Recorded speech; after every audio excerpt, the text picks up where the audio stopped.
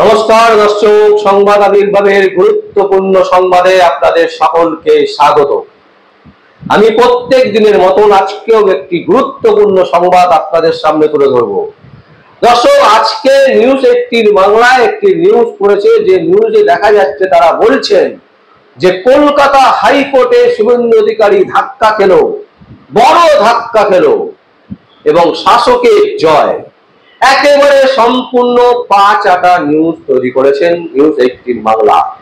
আমরা দেখাচ্ছি সেই স্ক্রিনশট। দর্শক, আপনারা দেখুন যে সেই স্ক্রিনশটে, সেই নিউজে নিউজ18 বাংলা তারা কি বলছে, তাদের কি হেডিং, সেই হেডিংটা আপনাদের সামনে তুলে ধরছি। দেখুন,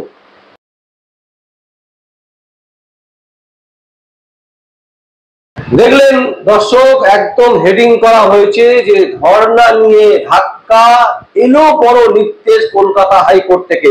কলকাতা হাইকোর্ট থেকে আজকে কোনো নির্দেশ আসেনি। শুভেন্দু অধিকারী তিনি আবেদন করেছিলেন কলকাতা সিপিকে যে তিনি একটি ধর্ণা করতে চান, ধর্ণা মঞ্চে ধর্ণা করতে চান, যেটা হচ্ছে রাজভবনের গেটের সামনে। 5 দিন তিনি সেখানে অনুমতি চেয়েছেন যে 5 দিন ধরে সেখানে তিনি করবেন। তার কারণ হচ্ছে সারা বাংলা জুড়ে ভোট পরবর্তী যেভাবে হিংসে হচ্ছে, এবং রাজ্য সরকার স্বীকার করেছেন কলকাতা হাইকোর্টে যে হ্যাঁ, হিংসা হয়েছে। সেই কারণে তিনি যে সমস্ত মানুষের উপর অত্যাচার হয়েছে, সেই সাধারণ মানুষকে নিয়ে তিনি রাজভবনের গেটে একটি ধর্ণা মঞ্চ ধর্ণা করতেছে অনুমতি চেয়েছিলেন, এবং সেই অনুমতি তিনি 5 দিনের জন্য চেয়েছিলেন, এবং সেই অনুমতি কলকাতা পুলিশ দেয়নি। এটা স্বাভাবিক ব্যাপার, কারণ যে পুলিশ মমতার পা চাটে, যে পুলিশ মমতা ব্যানার্জির চটি চাটে, যে পুলিশ অভিষেক ব্যানার্জির চটি চাটে, যে পুলিশ অভিষেক ব্যানার্জির পা চাটে, তারা কখনো অনুমতি দেবে? এটা হতে পারে না। কলকাতা পুলিশ যেটা বলেছে সেটা হচ্ছে যে প্রশাসনিক প্রবলেম হতে পারে, তাই আমরা রাজভবনের সামনে এই বিক্ষোভ, এই যে ধর্ণা মঞ্চ তৈরি করা হবে বলছে 5 দিনের জন্য, তার অনুমতি দিলাম না।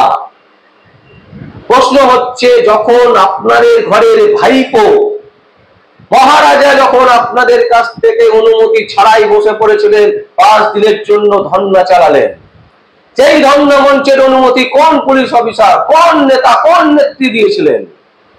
তাহলে অভিষেক ব্যানার্জি রাজভবনের গেটের সামনে কি করে করলেন সেই ধর্ণা? প্রশ্ন কিন্তু এখানে।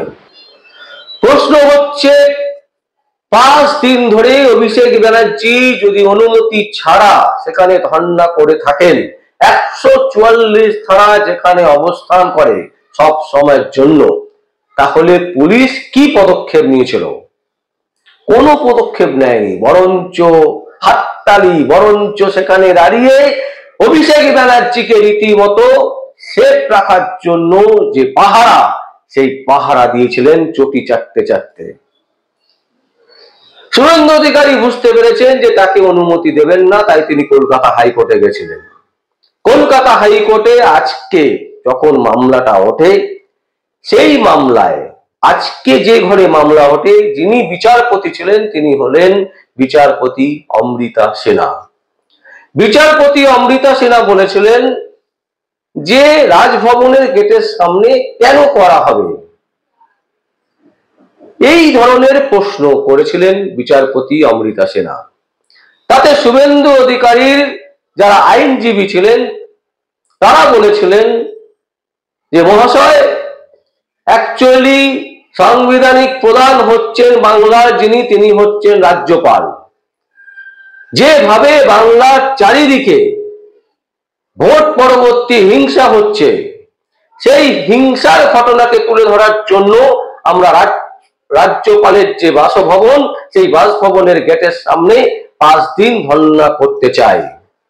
এবং তার পরিপ্রেক্ষিতে বলেন যে রাজভবনের গেটের সামনে কেন? কারণ একটাই, কারণ হচ্ছে রাজ্যপালের সামনে আমরা এই জিনিসটাকে তুলে ধরতে চাইছি। তখন বিচারপতি অমৃতা সিনহা বলেন যে কেন অন্য কোথাও কেন নয়। সেই সময় একজন বিশিষ্ট আইনজীবী বলেন যে মহাশয়, এই যে জায়গায় শুভেন্দু অধিকারী করতে চেয়েছেন সেই জায়গায় আগে বেশ কিছুদিন আগে অভিষেক ব্যানার্জি সেখানে 5 দিন ধরে সভা করেছিলেন এবং সেই সভার অনুমতি কলকাতা পুলিশ দিয়েছিল, তা না হলে সেই সভা তিনি করলেন কি করে। তখন বিচারপতি অমৃতা সিনহা বলেন যে কেউ যদি ভুল করে থাকে সেই ভুলটা সংশোধন করা উচিত, এখন সেই ভুলটাকেই চালিয়ে গেলে প্রশাসনিক অবস্থা কিন্তু খারাপ পর্যায়ে পৌঁছে যাবে। তারপর শুভেন্দু অধিকারীর যারা আইনজীবী তারা বলেন যে আমাদের যদি 1 ঘন্টাও সময় দেওয়া যায় আমরা বিক্ষোভ করে উঠে যাব, আমাদেরকে যখন বলবেন, রবিবার বললে রবিবারও আমরা বিক্ষোভ করতে পারি 1 ঘন্টার জন্য, আপনি যেটা ভালো মনে করবেন সেটাই আপনি আমাদেরকে অনুমতি দেবেন। দর্শক, এটা কি খারাপ লক্ষণ না ভালো লক্ষণ? এটা ভালো লক্ষণ। মানে হচ্ছে যে বিজেপি, যিনি বিরোধী দলনেতা শুভেন্দু অধিকারী যে সমস্ত আইনজীবীদেরকে তিনি দাঁড় করিয়েছিলেন তাদেরকে এই ইনস্ট্রাকশন ছিল যে আইনের ঊর্ধ্বে আমরা কখনো যাব না। অথচ দেখুন, বাংলায় যারা শাসন চালাচ্ছে, যারা শাসন করছে, সেই সরকারের সেকেন্ড কমান্ড তিনি আইন ভেঙে 144 ধারা ভেঙে উইদাউট পারমিশন রাজ্যপালের ভবনের সামনে, রাজভবনের সামনে তিনি গেটের সামনে বসে পড়লেন, 5 দিন ধর্ণা করলেন। পুলিশ কোনো স্টেপ নেয়নি, কোনো অনুমতি প্রদান করেছে পুলিশ সেই সংক্রান্ত কোনো তথ্য কোর্টে জমা দিতে পারেনি। তারপরেও কিন্তু অভিষেক ব্যানার্জি বহাল তবিয়তে আছেন। তাহলে কিসের অর্ডার হলো? মহামান্য বিচারপতি অমৃতা সিনহা তিনি সমস্ত কিছু শোনার পর বলেছেন, একটি ডেট দিয়েছেন, সেই ডেটে তিনি বলেছেন যে শুভেন্দু অধিকারী কি চাইছেন, তার অ্যাকচুয়ালি বক্তব্য কি সেটা তিনি হলফনামা দিয়ে জানান। তারপর কোর্ট ফাইনাল সিদ্ধান্ত দেবে। এইখানে পিছিয়ে পড়া বা কোর্ট বড় অর্ডার দিল, একটা বড় ধাক্কা খেলো শুভেন্দু অধিকারী। কোথায় ধাক্কা খেয়েছে শুভেন্দু অধিকারী বলুন তো দর্শক আপনারা?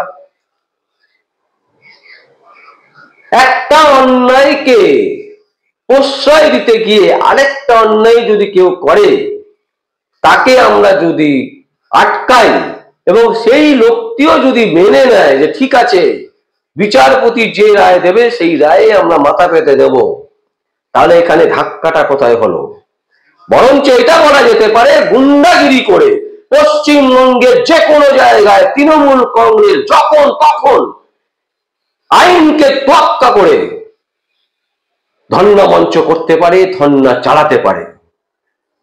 রাজীব কুমার ধর্ণা মঞ্চে বসতে পারে, সিপি ধর্ণা মঞ্চে বসতে পারে, কলকাতার প্রধান যিনি পুলিশ কমিশনার তিনি ধর্ণা মঞ্চে গিয়ে বসতে পারেন, তৃণমূলের ধর্ণা মঞ্চে গিয়ে তিনি বসছেন।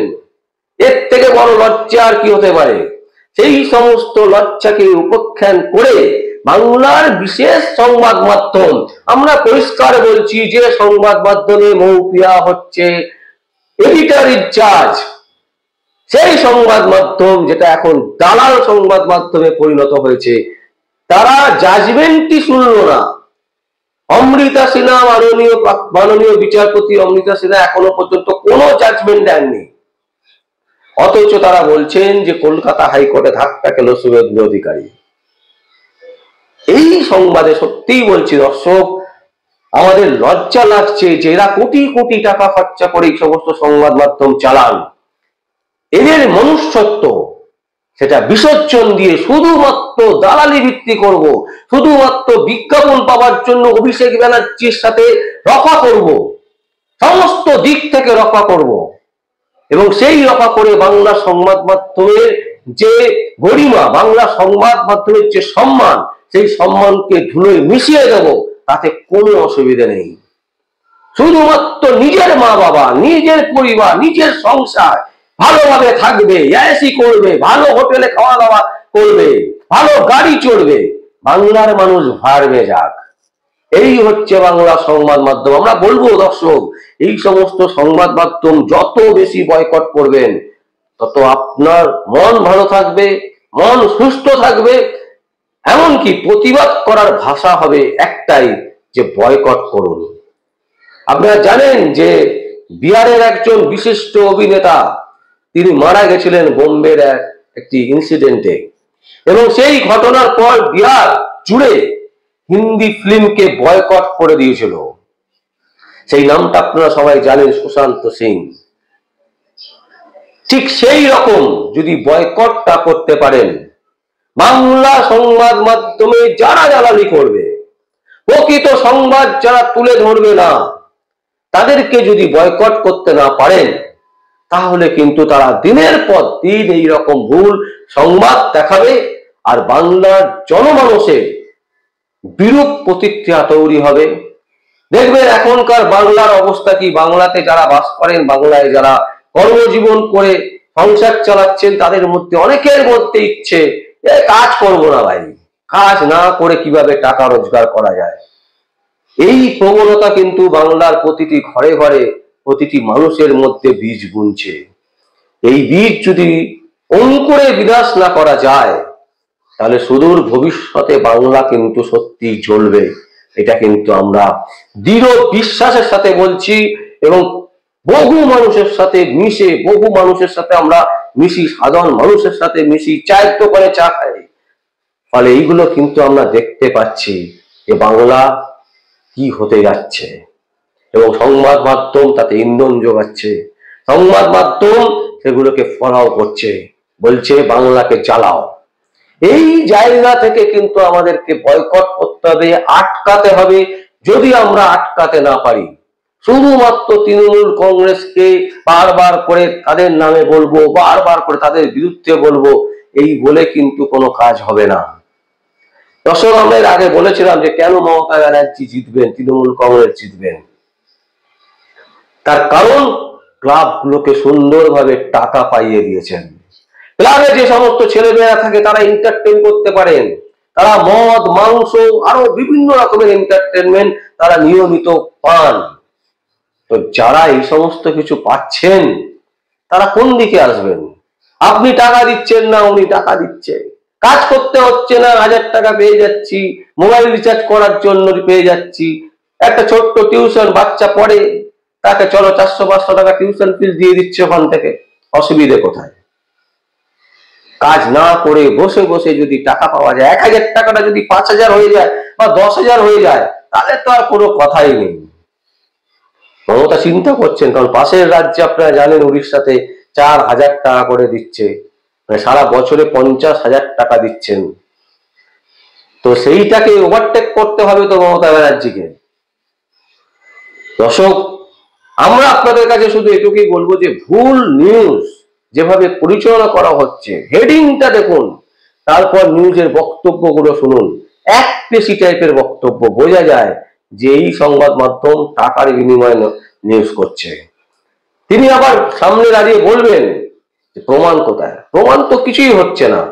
সারদা মামলায় সবাই এখন বেকসুর আস্তে আস্তে করে খালাস হয়ে যাচ্ছে। শিক্ষাক্ষেত্রে যারা ধরা পড়েছেন তারাও আস্তে আস্তে করে ছাড়া পেয়ে যাবেন। এই তো অবস্থা চলছে। কামদুনি মামলার কে দোষী, কে নির্দোষ কেউ জানে না। পার্কস্ট্রিট কাণ্ডের কি ঘটলো কেউ জানে না। সারা রাজ্যটা কিন্তু এইভাবেই চলছে, এইভাবেই চলবে যতদিন না আমরা প্রতিটা জায়গায় তাদের বিরুদ্ধে যেতে পারবো। তাদের আর্থিক জায়গায় যতক্ষণ না আমরা ঘা দিতে পারবো, ততক্ষণ কিন্তু তারা এইভাবে প্রচার করবে আর এইভাবে জনমানসকে ধরে রাখার চেষ্টা করবে। সেই জায়গাটাকে ভাঙতে হবে। আজকে দেখুন নিউজ 18 বাংলা বলুন, জি বাংলা বলুন, যেভাবে প্রচার করছে, ভুয়ো প্রচার, এবং আইনি ভাবে যদি আপনি লড়তে যান তাহলে লড়তে পারবেন না, কারণ তার কাছে প্রচুর অর্থ আছে। দিনের পর দিন মামলা চলবে, দিনের পর দিন অনেক কিছু চলবে। কিন্তু আমরা একটা জিনিস করতে পারি, যে চ্যানেলগুলো দালালি ভিত্তি করছে তাদের যদি আমরা বয়কট করে দিই, তাহলে দেখবেন তাদের হাড়িতে যখন টান পড়বে, যখন বিজ্ঞাপন কমে যাবে, প্রাইভেট বিজ্ঞাপন কমে যাবে, সরকারি বিজ্ঞাপন পাক, 3 মাস 6 মাস বাদে পয়সা পাবে, অসুবিধা নেই। কিন্তু হাড়িতে কিন্তু টান পড়বে, তখনই কিন্তু এরা মানুষের কথা ভাববে, মানুষের কথা বলবে এবং মানুষকে নিয়ে চলার চেষ্টা করবে। আর যতদিন এটা না হবে ততদিন কিন্তু এইভাবেই সংবাদকে তুলে ধরবে এবং সে সংবাদ ভুয়ো, যে সংবাদ অর্ধ সত্য, সেই সংবাদকে এমন ভাবে পরিবেশন করবে জনসমক্ষে, জনগণ সেই দিকেই কিন্তু হাঁটতে শুরু করবে যখন বারবার তিনি এই জিনিস দেখতে থাকবেন। আমাদের এই বিশেষ সংবাদ আপনাদের সামনে তুলে ধরলাম। আজকে মাননীয় বিচারপতি অমৃতা সিনহার ঘরে কোনো সিদ্ধান্ত হয়নি, সিদ্ধান্ত হওয়ার ডেট দিয়েছেন তিনি এবং সেই দিনকে জানতে চেয়েছেন বিরোধী দল নেতা কি চাইছেন, তার উপর তিনি সিদ্ধান্ত নেবেন। সুতরাং এইখানে বিরোধী দল নেতা পিছিয়ে গেল, বা কুণাল ঘোষ যেটা বলছেন যে জমিদারি নাকি, তো কুণাল ঘোষকেও একটা প্রশ্ন করি, কুণাল বাবু, যখন আপনার ভাইপো এইখানে 5 দিন ধরে ধর্ণা চালালেন, তিনি কি তার বাবার জমিদারি পেয়েছিলেন, না ঠাকুরদার জমিদারি পেয়েছিলেন, না আপনার বাবার জমিদারি পেয়েছিলেন? তিনি সেখানে করলেন কি করে? নাকি পুরো পশ্চিমবঙ্গটা আপনার বাবার পৈতৃক সম্পত্তি মনে করছেন, আপনাদের পৈতৃক সম্পত্তি মনে করছেন, যে আপনারা করলে ঠিক, বাকিরা করলে বেঠিক? এ তো পদ্মার মতন একেবারে পরিষ্কার। তারপরেও যদি বাংলার মানুষ বুঝতে না পারে, তারপরেও যদি বাংলার মানুষ পয়সা নিয়ে 1000 টাকা, 1500 টাকা, 2000 টাকা মদ মাংস লাভ করে যদি তারা বুঝতে না পারে, তাহলে এর থেকে দুর্ভাগ্য আর কিছু হতে পারে না। সাদাকে সাদা বলার ক্ষমতা যদি না থাকে, কালোকে কালো বলার ক্ষমতা যদি না থাকে, তাহলে আর কি ক্ষমতা? তাহলে মানুষ হলাম কেন? কলকাতা হাইকোর্টে যেটা হয়েছে সেটুকুই অন্তত বলি, সেটা বলারও ক্ষমতা নেই। বিকৃত ভাবে সেটাকে উল্টো পাল্টা করে অর্ধ সত্য সংবাদ পরিবেশন করে দিচ্ছি বাংলার মানুষের কাছে, আর বাংলার মানুষ সেই সংবাদ থেকে নাচছে। এর থেকে বড় লজ্জা, এর থেকে বড় দুঃখ আর কিছু হতে পারে না। দর্শক, আমরা আপনাদের সামনে এই সংবাদ তুলে ধরলাম। যারা আমাদের চ্যানেল দেখেন তাদেরকে অবশ্যই আমরা ধন্যবাদ জানাবো, যে আপনারা জানেন যে সাদাকে সাদা, কালোকে কালো বলতে ভয় পাই না। আমরা কোনো পক্ষে নই, যেটা সঠিক খবর, যে খবর হয়েছে সেই খবরটাই আমরা চেষ্টা করে আপনাদের সামনে তুলে ধরা। আর আপনাদের যদি কোনো বক্তব্য থাকে, আপনারা অবশ্যই আমাদের কমেন্ট বক্সে কমেন্ট করবেন। আর দেখতে থাকুন পরবর্তী সংবাদ আবির্ভাবে। আমার নাম বিশ্বজিৎ পাল, সংবাদ আবির্ভাবের জন্য।